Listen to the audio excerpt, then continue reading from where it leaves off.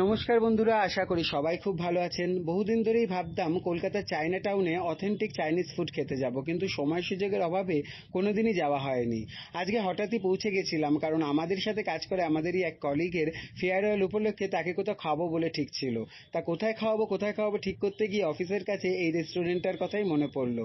হ্যাঁ, পৌঁছে গেছিলাম চায়না টাউনের গোল্ডেন জয় রেস্টুরেন্টে।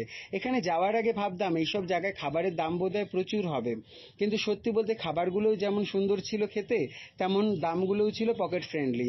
আমরা অর্ডার করেছিলাম red pepper fried chicken, mixed fried rice, সিঙ্গাপুরি অ্যান্ড রাইস নুডলস, ফিশ কুংপো।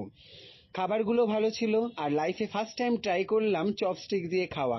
সত্যি বলতে প্রথমে ঘাবড়ে গেছিলাম খাবারটা ওঠাতে পারবো কিনা, পড়ে যাবে কিনা, কিন্তু খুবই ইজি, আমি পেরেছি মানে সবাই পারবে। From Chandni Chowk to China, जाने कौन हूँ समझ आई ना।